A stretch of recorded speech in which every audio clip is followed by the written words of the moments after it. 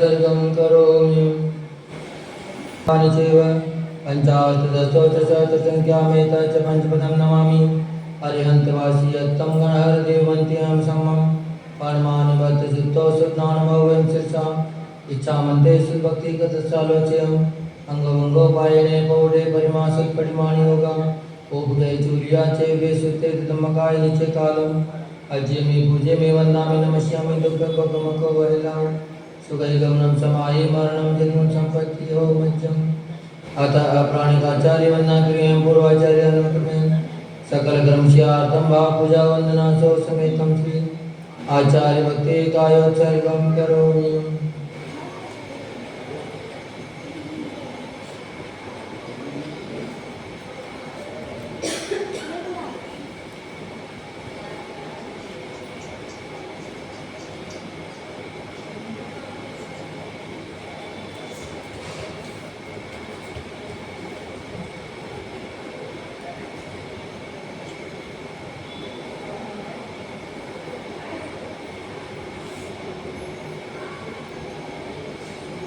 श्रीजुलिपार्केभ्यः सपरिमित भावना पटिमतेभ्यः स्वचरितपोनिधिभ्यो नमो गुरुभ्यो गुणगुरुभ्यः छत्तीस गुण समग्रे पंचव्यः जानकरण संदर्शे शिष्यानंद कुशलेदमायिनी सदा वंदे गुरुभक्ति संयमेनीय तरंत संसार सायरं घोरं क्षीणति अटगण पावयन्ति हे नेत्र मंत्र होम निर्ताद्यानाग्निहोत्राकुलं षट्कर्मा पिरपोस्तपोदंदना साधु क्रिया साधवा शील प्रावरण गुण प्रहरण संदार्थे ज्योतिका मोक्ष द्वार कपाट पाटन बटा पीड़न तमाम साधुवा गुरुः पांतो नो नित्यं ज्ञान दर्शन नायिका चारित्राणो गंभीरा मोक्ष मार्ग उपदेशिका इच्छा मते अयोधितस्सालोचयं श्रमणानं सम्बन्धं समजयितानं पंचविहाचं आयर्यानं आयाराधीशनानं वदेशीयानं वच्छायानं तीरयन् पालनयानं सवसानं श्यानिचे कालम् अज्य मे पूजे मे वंदामि नमस्यामि दुःखको वहिलां सुगैगमनं समाहि मरणं जन्म सम्पत्ति हो मज्जम् श्री आदि सागर आचार्य ब्रह्मचार्य विभूषितं विसर्जमातृकं ज्योतिर्विधिन्यायकं कमिं निमित्तेकं बुधे पूज्यं सर्वसङ्गविदूरितं प्रभावशालिनं धीरं वन्दे त्रयगुणभक्तितः वन्दे श्रीमहावीरकीर्तिसुगरं विद्याधिपारप्रदम् काले ध्यापितपोनिविद्गुणगणे पूरत्पवित्रं सहि नग्नत्वाद्वाविंशति परिसैर्वग्नो नियो योगिराट् कायान्मानप्रबोधकष्टकैराट् संसारपातो निधे कल्पान्तकालवचना विषया गुरुणां लोकोत्तरादिर्गुणस्तवनं प्रशंसा स्वामिन् नमोऽस्तु शिरसा मनसा वचोभिः दद्यां शिवलिमलसागरशौर्यवर्या स्वाध्याय ध्यानतप्त्यागमहानमूर्ति सिद्धांत सारकुशलोचन देव भक्त्या महावीर कीर्ति गुरुवर्य सुभट्ट शिष्या नित्यं नमामि सुरसन्मति सागराय तोभ्यं नमो रविसमातव तेजकाय तोभ्यं नमो शैसमोज्जल वैभवाय तोभ्यं नमो दुरितजाल विनाशनाय तोभ्यं नमो गुरुविराग शिवक्तताय तोभ्यं नमो परमरूप दिगंबराय तोभ्यं नमो सुजिन शासन वर्धनाय तोभ्यं नमो गुरुविराग सुनंदनाय तोभ्यं नमो गुरुविमर्शयतीश्वराय तोभ्यं नमो गुरुविमर्शयतीश्वराय तोभ्यं नमो गुरुविमर्शयतीश्वराय ईश्वमें निष्ठां जति मूलमें सुमनिवत्यान मंचा वचा करुणाकर करुणारि वारण्य अर्जुरागि दोषि मोहि में लज्जा प्रमादेन जागरण सपने से ज्ञाता ज्ञात भाव अधिक्रम अधिचारण आचार इत्यादि दोषा लग्न ताम समुता प्रायश्चित निश्चितं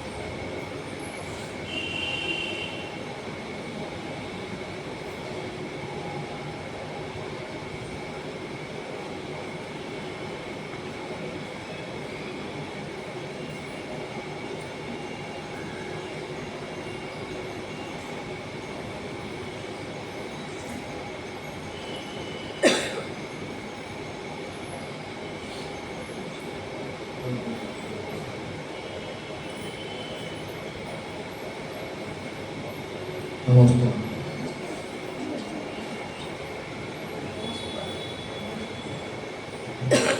जय देवादेव भगवान श्री शांतिनाथ भगवान की जय।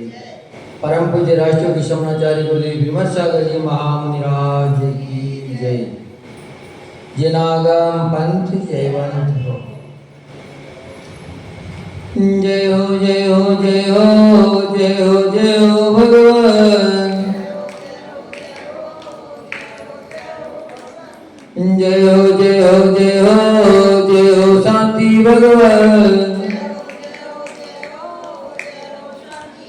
हमें आए हैं द्वार तुम्हारे,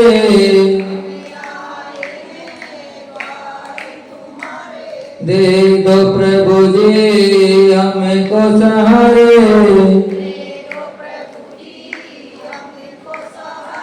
शांतिनाथ भगवान भगवान भगवान।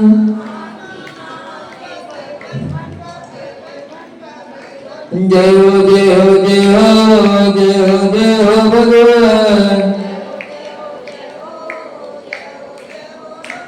शरीर रागी प्यारी प्यारी लागे,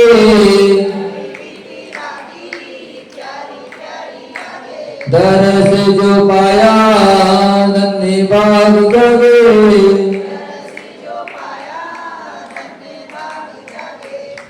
चरणों करो नमन नमन नमन।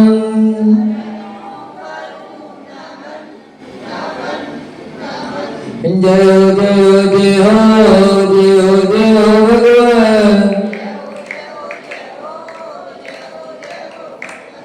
सर्व के स्वामी शरण में आया, कहीं न मिला जो सुख पाया। हर्षित हुए नयन नयन नयन।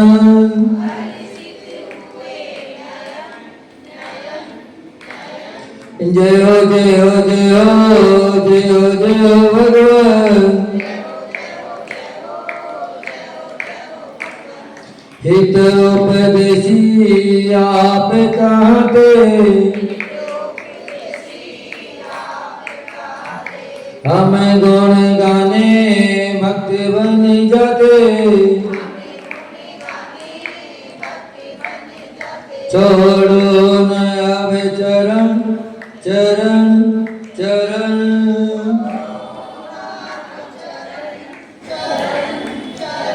जय हो जय हो जय हो जय हो जय हो भगवान।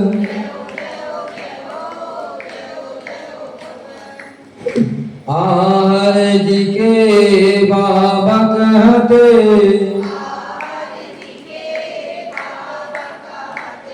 उस्मानपुर के बाबा कहते।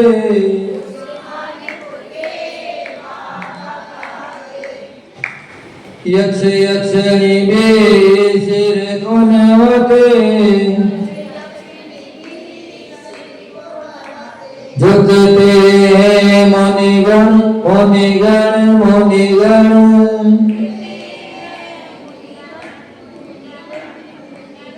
जय हो जय हो जय हो जय हो जय हो भगवान।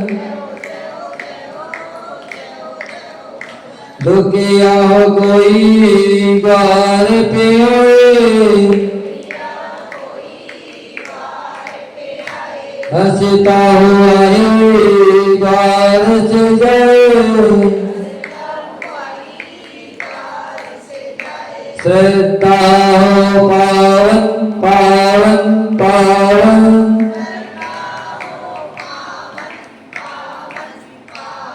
जय हो जय हो जय हो जय हो जय हो भगवान। जय हो जय हो जय हो जय हो शांति भगवान। जय देवा देवा भगवान श्री शांतिनाथ भगवान की जय। परम पूज्य राष्ट्रीय विश्वनाचार्य गुरुदेव विमल सागर जी महामुनिराज की जय। जिनागम पंथ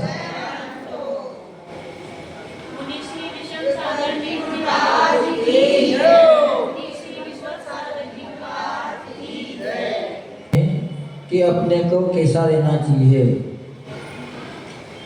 तो आचार्य भगवान एक सूक्ति बता रहे हैं कि अपने को अपने अंदर अपने हृदय में गंभीरता होनी चाहिए। क्या होना चाहिए? तो गंभीरता के लिए उदाहरण देते हैं कि सबसे ज्यादा गंभीर कौन है? तो सागर है। सागर सबसे ज्यादा गंभीर है।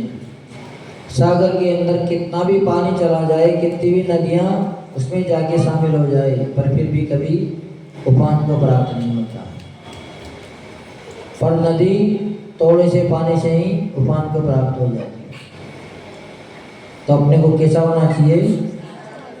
गंभीर होना चाहिए, सागर जैसा। गंभीरता महापुरुषों का गुण है। यह मानता का पूर्णता का अनुपमेय का प्रतीक है। गंभीरता किसका प्रतीक है? पूर्णता का प्रतीक है। इसके बिना महानता स्तुति का विषय तो हो सकती है, पर जीवंतता का अनुभूति नहीं हो सकती।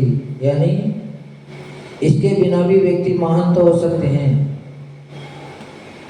लेकिन जीवन की अनमोल शांति तभी मिलेगी जब अपन अंदर से गंभीर होंगे, आत्मा में शांति होगी, तभी व्यक्ति गंभीर हो पाएगा। गंभीर सागरों में पाई जाती है। गंभीरता कहीं में पाई जाती है? सागरों में। नदियों में नहीं, वह गंभीरता सागर में ही सुशोभित होती है। इसीलिए जितने भी दिगंबर संत हैं उनके पीछे सागर लगाए जाते हैं। उनके नाम के पीछे क्यों लगाया जाता है? कि जैसे सागर गंभीर होता है, वो कभी भी क्षुब्ध नहीं होता है। कभी भी थोड़ी थोड़ी सी बात को लेकर सागर कभी भी क्षुब्ध नहीं होता है। ये नहीं कि थोड़ा सा पानी बरसा और वो बाहर निकल गया। ऐसे ही मुनिराज को इसलिए उपमा दी गई है कि मुनिराज भी समता के दाई होते हैं। उनके जीवन में कितनी भी अनुकूल या प्रतिकूल व्यवस्थाएं बनती जाती है, फिर भी वो सागर सब गंभीर रहते हैं। थोड़ी थोड़ी सी बातों पे ही अपने स्वभाव को बदलते नहीं, लेकिन अपने आप को खोते नहीं हैं, आकुल व्याकुल नहीं होते हैं। नदी कलकल स्वर करती हुई मानो मंद मंद मुस्कान बिखेरती हुई संतप्त भव्य जनों को संतुष्ट करती है। किनको करती है संतुष्ट? संतप्त जनों को, जो परेशान हैं उनको उनकी कलकल ध्वनि भी बड़ी प्यारी लगती है, मनोहर लगती है। जबकि सागर गंभीर शांत अपने आप में ही परिणमन करता हुआ ही सुशोभित देता है। अगर सागर भी नदी के जैसे हो जाए तो आदमी डर जाएंगे। जैसे ही सागर में लहरें उठने लगती है तो अफरा तफरी मच जाती है, कि वो सागर बिल्कुल जितना शांत होगा उतना ही अच्छी लगेगी। अगर कोई महाराज है और वो गुस्से में तमतमा जाए तो समाज में अपनी तफरी मच जाती है। मस्ती नहीं मचती है, थोड़ी सी बात में बहुत बड़ी हलचल हो जाती है। तो इसीलिए सागर का उदाहरण देते हैं कि सागर जितना गंभीर रहता है उतना ही अच्छा लगता है। तो मुनिराज भी जितने शांत रहेंगे उतने ही सौम्य लगेंगे, अच्छे लगेंगे। पर अगर वो क्रोध में आ जाते हैं तो सारा रस खत्म हो जाता है। फिर जो उनके अंदर जो गुण है, लावणता है, वो उनकी नहीं रह पाती, क्योंकि मात्र शरीर की सुंदरता से सुंदर नहीं मानते हैं। गुणों से व्यक्ति की पहचान है। गुण अगर सुंदर हैं तो सब कुछ अच्छा है। सागर में गंभीरता पाई जाती है, इसीलिए तो वह नदियों को अवगान देने में भी समर्थ हैं, क्योंकि उदारता भी गंभीरता की सहचारणी है। हर कोई व्यक्ति किसी को स्थान नहीं दे सकता, पर जो स्वयं गंभीर होगा, जिसके अंदर दयालुता होगी, करुणा होगी, वही दूसरे व्यक्ति को स्थान दे पाता है। अपने मकान पे अगर कोई व्यक्ति आ जाए अचानक, तो अपन उसको स्थान देंगे। पर जो साधु पुरुष जंगल में भी अगर साधना करें, तपस्या कर रहे हैं, अब उनके पास बैठने की जगह नहीं है। एक साधु महाराज थे, तो जंगल में साधना कर रहे थे, तो उनकी कुटिया कितनी बड़ी थी कि एक आदमी आराम से सो सकता था। 2 आदमी अगर चले जाएं तो आराम से बैठ सकते हैं, और 3 हो जाएं तो आराम से खड़े हो सकते हैं, मात्र इतनी ही जगह थी। तो एक दिन अचानक ही एक यात्री जंगल में भटक गए, और उसी समय बरसात हो गई। सर्दी का मौसम था, सोच रहे थे कि कहीं न कहीं रुकने का स्थान मिल जाए, पर कहीं भी उसको कोई जगह नहीं दिखी। अचानक जब वो आने लगे तो उसको एक साधु की कुटिया नजर आई। उसने बाहर से आवाज़ लगाई, तो साधु महाराज ने सोचा कि इतनी रात में कौन आ गए। तो सामने एक व्यक्ति खड़ा था कि हम रास्ता भूल गए और बरसात हो रही है, बड़ी परेशानी है, अगर आपकी इजाज़त हो तो हम अंदर आ जाएं। तो साधु महाराज ने तो उस व्यक्ति को अंदर बुला लिया कि अभी तक हम लेटे थे, अब चलो कोई बात नहीं, दोनों बैठ के आराम से बातचीत करेंगे और रात गुजार लेंगे। इतनी में ही थोड़ी देर में एक व्यक्ति और आ गया।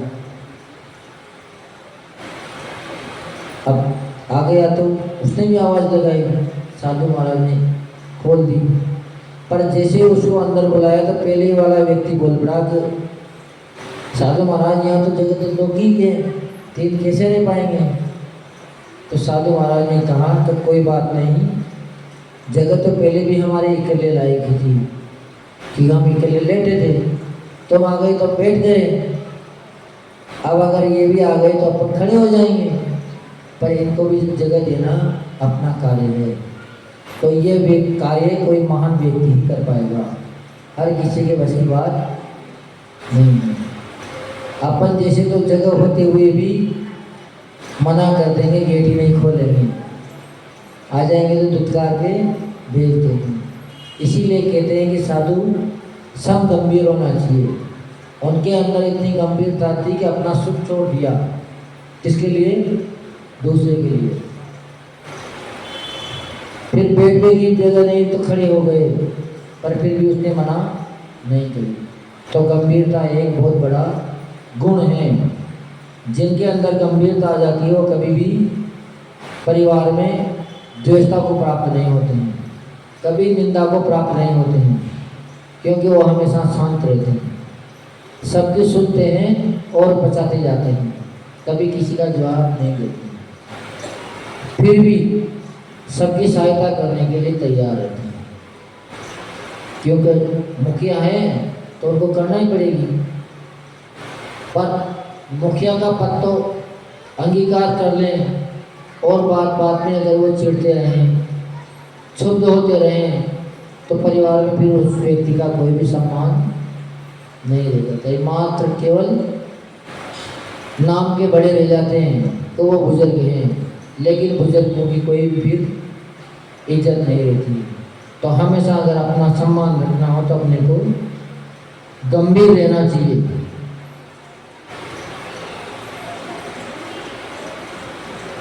गंभीर सागर का आश्रय पाकर चंचल वक्र स्वाभिमानी सरिताएं भी समर्पण के साथ गंभीर हो जाती है।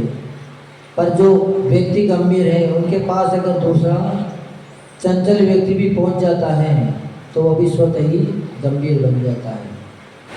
संघ में आचार्य महाराज होते हैं तो विशेष तौर से गंभीर होते हैं। तो कहीं से भी कोई भी व्यक्ति, उच्छृंखल व्यक्ति भी संघ में अगर प्रवेश ले लेता है तो वो व्यक्ति भी उनके पास पहुंचते ही गंभीरता को प्राप्त हो जाता है, उसमें भी वैसे ही गुण आने लग जाते हैं। ठीक है, जो जैसी संगति करते हैं वह वैसा ही हो जाता है। तो अपने को जब भी अपना अगर समर्पण किसी को करना हो तो हर किसी के पास समर्पण नहीं करना चाहिए। जो व्यक्ति महापुरुष हो, गुणों में महान हो, जो कभी शुद्ध नहीं होते हों, ऐसे व्यक्ति के पास ही अपने को समर्पण करना चाहिए। हर किसी को अपना सर्वस्व नहीं सौंपना चाहिए। गंभीरता से रहित महानता भी संदिग्ध अहंकारी हो जाती है। यानी कि गंभीरता अंदर नहीं है, लेकिन उन्होंने पद बड़ा ले लिया, तो बड़े होते ही उनके अंदर अहंकार हो जाएगा। क्यों? क्योंकि पद का मान उनके अंदर आ जाएगा, वो अपना अस्तित्व दिखाने लग जाएंगे।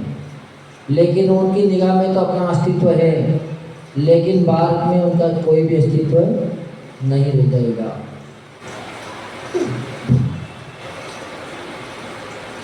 चंचलता जीव की विभावावस्था है। जीव हमेशा शांत रहने वाला है, कभी भी क्रोध में जीव रहता नहीं है। पर जैसे ही जीव क्रोध में आता है तो विभाव को प्राप्त हो जाता है, और विभाव में जीव विशेष समय तक नहीं रह सकता, ज़्यादा समय तक नहीं रह सकता। लेकिन अगर स्वभाव में रहना चाहें तो जीवन पर्यंत रह सकते हैं। जैसे सिद्ध भगवान, वो गुणों का सारा विभाव परिणति उनकी हट चुकी, सब कर्मों का उनका क्षय हो चुका। तो जब तक रहेंगे, क्योंकि रहेंगे तो अनादि तक, जीव का अस्तित्व खत्म होने वाला नहीं है। पर वो कैसे रहेंगे? बिल्कुल शांत रहेंगे, गंभीर रहेंगे, और अपन थोड़ी थोड़ी सी बातों पे ही विभाव को प्राप्त हो जाते हैं। अपने अंदर चंचलता बहुत जल्दी आ जाती है, इसलिए अपने स्वभाव को कभी भी नहीं छोड़ना चाहिए। अपनी पहचान विभाव से कभी भी नहीं बताना चाहिए, लेकिन अपन सभी अधिकतर विभाव से ही अपनी पहचान बताने की कोशिश करते हैं।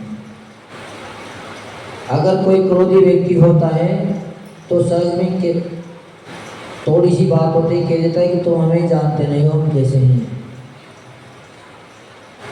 अब उसको जान के क्या करेंगे? जानने की जरूरत ही नहीं है उस व्यक्ति को तो। पर फिर भी वो अपनी पहचान उसमें भी बताने में अपनी बहुत मान समझता है, पर उनकी मानता उसमें कुछ भी नहीं है। चंचल चित्त वाला लोकप्रिय पर आकर्षण का केंद्र हो सकता है। कैसा हो सकता है वो? लोकप्रिय तो हो सकता है, क्योंकि क्रोधी की भी पहचान जितनी सरल व्यक्ति की पहचान नहीं होगी, उससे ज़्यादा क्रोधी व्यक्ति की पहचान हो जाती है। अगर मंदिर में कोई अभद्रता करता हो तो उसको बच्चा बच्चा जान जाएगा, पर कोई सरल स्वभावी हो उसको 10-5 व्यक्ति ही जान पाएंगे। तो आचार्य भगवान यही कह रहे हैं कि चंचल चित्त वाला लोकप्रिय हो सकता है, पर का आकर्षण का केंद्र हो सकता है, परंतु अपनी आत्म कल्याण के मार्ग में गतिहीन ही होता है। लेकिन उसकी गति अच्छी नहीं होती, उसकी गति रुक जाती है, आत्म कल्याण रुक जाता है, उसका कल्याण कभी भी नहीं होता है। आगे बता रहे हैं, पर पदार्थों के निमित्त से चित्त चंचल हो जाता है। अपने अंदर चंचलता किस लिए आती है? हमेशा दूसरे के निमित्त से चंचलता आती है। अपने स्वयं के निमित्त से अपन कभी भी दुखी नहीं होते हैं। अपने दुख से कोई भी दुखी नहीं है। जितने भी दुख संकट हैं दूसरे के दुखी सुख के लिए दुखी हैं, या दूसरे के दुख के लिए दुखी हैं अपन। पर से हमेशा चंचलता बनती है, एवं स्व पदार्थ का आश्रय लेते ही चंचलता उसी प्रकार भाग जाती है, जिस प्रकार सूर्य को देखकर अंधकार भाग जाता है। कौन भाग जाता है? सूर्य को देखते ही अंधकार भाग जाता है। गंभीरता प्राज्ञ पुरुषों की पहचान है, यानी महान पुरुषों की पहचान गंभीरता है। तपस्वियों का लिबास है, वैराग्य युक्त जीवों का सहारा है।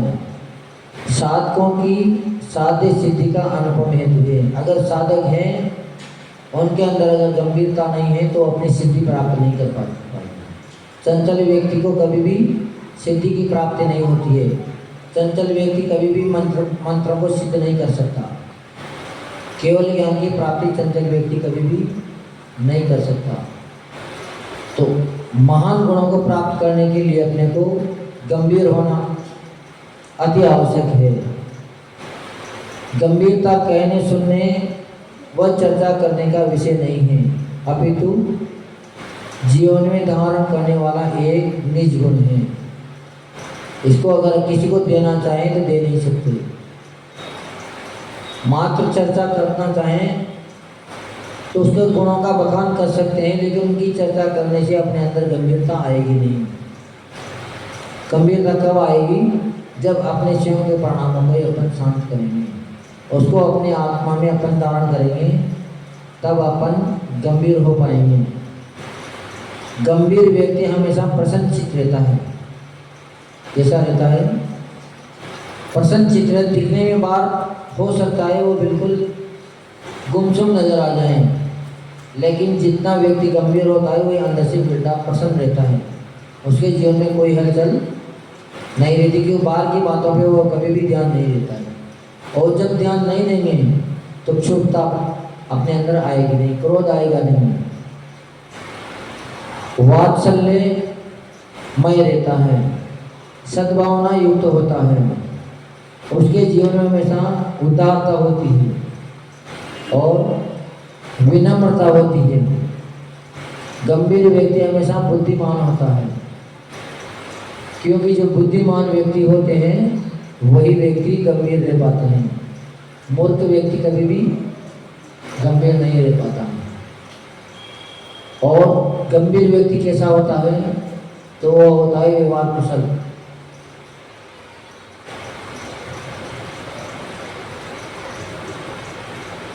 व्यवहार में अत्यंत कुशल रहता है। वो हर किसी से अपनी मैत्री बिठा लेता है, क्योंकि उसके उनके व्यवहार से कोई मतलब ही नहीं है।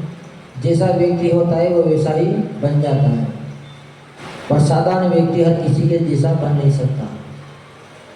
हर किसी के सामने उसके जैसा बनने में बड़ी कठिन परीक्षा देनी पड़ती है। इसीलिए तो तालमेल नहीं बैठ पाते हैं परिवार में। क्यों? कि अपने अंदर गंभीरता नहीं है। किसी ने थोड़ी सी बात कह दी, इसमें अपन भी ऊपर पड़ते हैं, जबकि उस समय अपने को शांत हो जाना चाहिए, तो बिल्कुल बात बन जाएगी। पर अपन तो अपने को ही बड़ा दिखाने में अपना ही रुचि लेते हैं। गंभीरता के आनंद को चंचल चित्त वाले एवं कुटिल परिणामी व्यक्ति वैसे ही नहीं जान सकते जिस प्रकार बहरा पुरुष संगीत को नहीं सुन पाता है। अगर कोई बहरा व्यक्ति हो तो उसको सुनाई नहीं देता है, तो संगीत की मधुर ध्वनियों का भी वो आनंद नहीं ले पाता है। ऐसे ही जो चंचल चित्त व्यक्ति है, वो जो गंभीर रहने में जो आनंद है, उस आनंद का अनुभव कभी भी चंचल चित्त व्यक्ति के लिए होना बड़ा मुश्किल है। और गंभीर व्यक्ति कैसा होता है? प्रमोदित रहता है। हमेशा उसके चेहरे पर मुस्कान सी नजर आती है, क्योंकि वो हमेशा अपने आत्मा के चिंतन में लगा रहता है। और जो हमेशा अपने आत्मा के गुणों का चिंतन करता है, उसके चेहरे पे कभी भी विषाद की रेखाएं नहीं आती। कभी भी वह बुरे दिनों को याद नहीं करता है, हमेशा वह अच्छे दिनों को याद करता है। इसलिए आचार्य भगवान कह रहे हैं कि अगर कोई घटना अपने साथ घट जाती है, अपना अगर किसी ने अपमान कर दिया, तो किसी से जाके ये नहीं कहना चाहिए कहाँ हमारा उस व्यक्ति ने अपमान कर दिया। अभी तक तो मात्र उसी व्यक्ति को पता थी, और अब आपने इनसे कह दी तो न तो ये तुम्हारी सहायता करेंगे और इनको भी इस बात का पता लगा। अपनी कमजोरी को कभी भी दूसरे व्यक्ति से जाके नहीं बताना चाहिए। अपने दुख को कभी भी दूसरे व्यक्ति को जाके नहीं बताना चाहिए। क्योंकि अपन दुख को अगर किसी व्यक्ति को बता भी देंगे तो वो व्यक्ति अपने दुख को कभी भी बैठ तो नहीं पाएगा, लेकिन हंसेगा जरूर और अपनी कमजोरी का फायदा और समय पर उठाने की कोशिश करेगा। इसलिए अपनी किसी भी बात की कमजोरी हो कभी किसी को नहीं बताना चाहिए। कितना भी दुख संकट हो हर किसी को अपना दुख संकट नहीं बताना चाहिए। जब भी बताओ अच्छी बात बताओ। अगर किसी व्यक्ति के ऊपर कर्ज है, कर्ज में डूबा है, तो उसको अपने कर्ज के लिए किसी से कहना नहीं चाहिए कि हमारे ऊपर इतना कर्ज है। अगर आप किसी से कह दोगे तो पहले तो 4 लोग व्यक्ति आपको देने के लिए तैयार थे और अब एक भी देने के लिए तैयार नहीं होगा। इसलिए ऐसी बातों को कभी भी नहीं कहना चाहिए। अगर घर में पति पत्नी हैं, 2 व्यक्ति हैं, तो अपनी वार्ता को, अपनी लड़ाई झगड़े को कभी भी बाहर नहीं कहना चाहिए। ये गंभीर व्यक्तियों की पहचान इनमें बता रहे हैं। अगर बाहर आपने कह दी तो हो सकता है आप सुबह लड़े थे शाम को एक हो जाओगे, लेकिन आपने अगर किसी को बता दी तो फिर हो सकता है कि वर्षों तक भी आप आपस में ना मिल पाओ। क्योंकि हर व्यक्ति केवल आनंद लेने वाले हैं इस संसार में। हर किसी से को दुख देने के लिए तैयार हैं, लेकिन समझौता करने के लिए कोई भी तैयार नहीं है। अगर किसी बात की कहा सुनी होगी, घर में बैठ के अगर आप समझौता करो तो समझौता बड़ी जल्दी हो जाता है, पर वही केस अगर वकीलों के पास पहुंच जाए तो समझौता होने देंगे? वो यूँ कहते हैं कि जितना अधिक वर्षों तक चले केस उतना ही अच्छा होता है। अच्छा कब होता है उनकी निगाह में? क्यों? क्योंकि उनका तो तुम्हारा फैसला हो ना हो, उनको तो हर महीने हर तारीख में रसीद मिलेगी।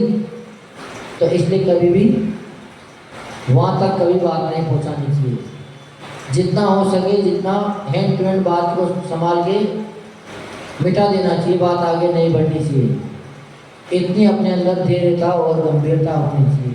अगर ये गुण अपने अंदर आ गए तो फिर कभी भी अपन परेशान नहीं हो सकते, कभी भी अपने जीवन में लड़ाई झगड़ा हो नहीं सकता, कभी किसी से मनमुटाव हो नहीं सकता, फिर कभी अपने को परिवार में अलग होने की जरूरत नहीं पड़ेगी।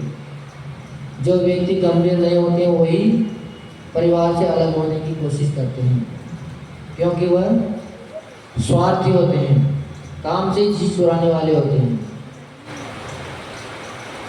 जो काम करने वाले व्यक्ति होंगे वो कभी भी, क्योंकि जितना आनंद एक साथ रहने में है उतना आनंद इकट्ठे रहने में नहीं। पर व्यक्ति काय में आनंद मानते हैं? इकट्ठे रहने में आनंद मानते हैं, जबकि इकट्ठे रहने में तो बिल्कुल भी आनंद नहीं है। अगर शामिल हैं, आप मंदिर में आ गए तो आपके पीछे घर की कोई चिंता नहीं रहेगी, तो कोई न कोई व्यक्ति घर में संभालने वाला है और दूसरा कोई व्यक्ति है ही नहीं, तो आप यहाँ रुक पाओगे?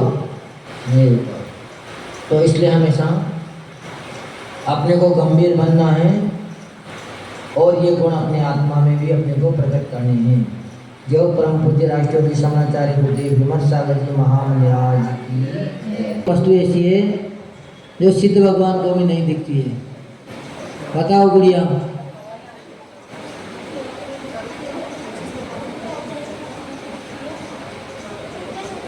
हाँ? उनका शरीर, उनका तो बेटा शरीर नहीं होता है। सिद्ध भगवान तो अशरीरी हैं। तुम बताओ, चलो बताओ, तुम बताओ। पहले इनको प्रोत्साहन करें, तो नहीं तो हम माता बताएगी लास्ट में। हाँ, आत्मा, आत्मा तो स्वयं ही है, आत्मा तो दिखती है उनको। आत्मा तो जब अरिहंत भगवान को दिख रही है तो उनको क्यों नहीं दिखेगी? चलो तुम बताओ पीछे। हाँ, हवा भी दिखती है सिद्ध भगवान को। हाँ, सर्वज्ञ हैं, उनको हर चीज़ दिखती है। कर्म और गणाएं भी दिख रही है उनको। तो कौन सम्यक दृष्टि है, कौन मिथ्या दृष्टि है, ये भी उनको दिख रहा है। ऐसा नहीं है, हमें नहीं दिख रहा है क्योंकि हम समझते हैं, पर उनको दिख रहा। सिद्ध भगवान को कभी भी स्वप्न नहीं दिखते हैं, क्योंकि स्वप्न हमेशा मन वालों को दिखते हैं। जिनके मन होगा उन्हीं को स्वप्न आएंगे। बहुत बढ़िया।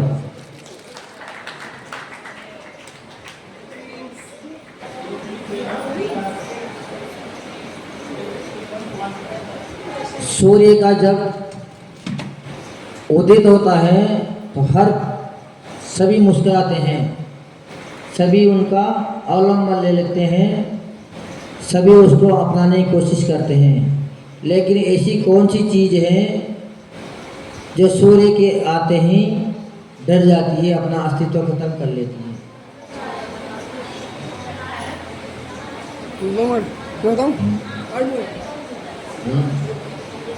बढ़िया, तुम बताओ। पहले तो उनको बच्चों को प्रोत्साहन करें। हाँ, अंधकार। चलो, बहुत बढ़िया। सूर्य के लिए आते हैं, अंधकार स्वतः ही विलीन हो जाता है।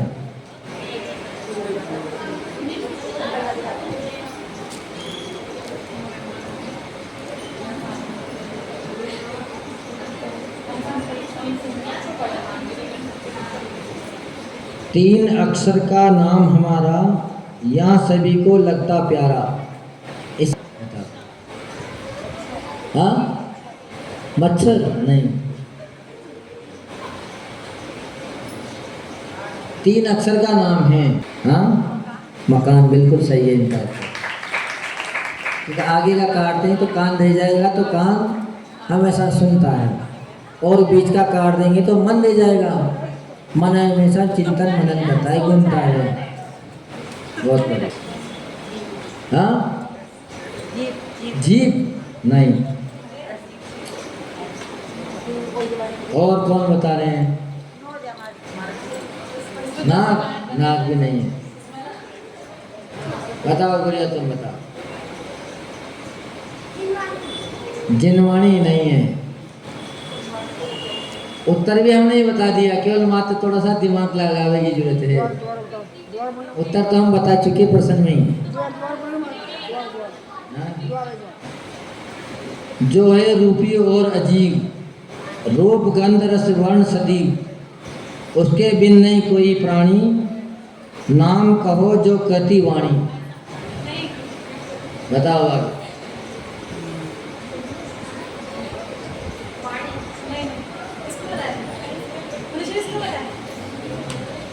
बताओ, चलो तुम।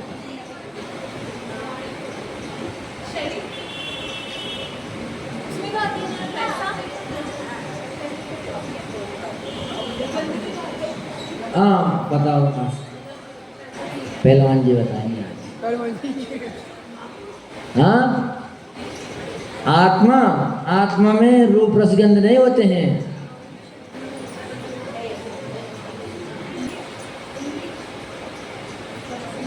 पुद्गल। बता तो दिया ना यार, उत्तर तो हमने पहले। का नाम है प्यारा, उल्टा सीधा एक समान, कौन सा है?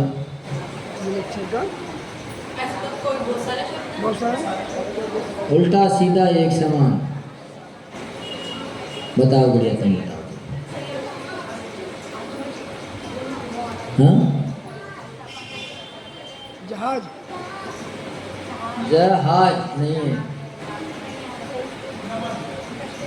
हाँ, नमन।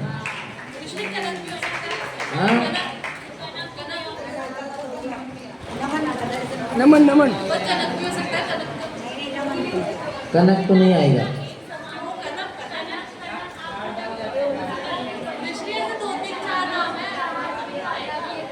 चलो, दे दो दिन। कितने हो गए? टाइम भी हो रहा है, एक और हो रहा है। वीर प्रभु को उर में पाना और उन्हें उर से गाना, कैसे पा सकते हैं उनको, कौन बताए उत्तर हमको। वीर प्रभु को उर्स में पाना और उन्हें उर्से है गाना। कैसे पा सकते हैं उनको, कौन बताए उत्तर हमको। हाँ, बहुत सरल है। यहाँ से 7:15 बजे करीबन जाएंगे। 7:15 का टाइम है। जो भी चलना चाहे, पारणा में शामिल होना चाहे, वह आ जाना, हम भी जाएंगे। और भी आ रहे हैं वहाँ आगने में, तो है ना। तो सुजेलो कालो सोवाणी मस्तक धरू सदा देत हुडो। हे जिनवाणी भारती तो जपु में, जो तेरी शरणा गए सो पावे सुख चैन। देव बजो अरिहंत को गुरु सेवा निर्ग्रह, दया धर्म पालो सदा यही मोक्ष।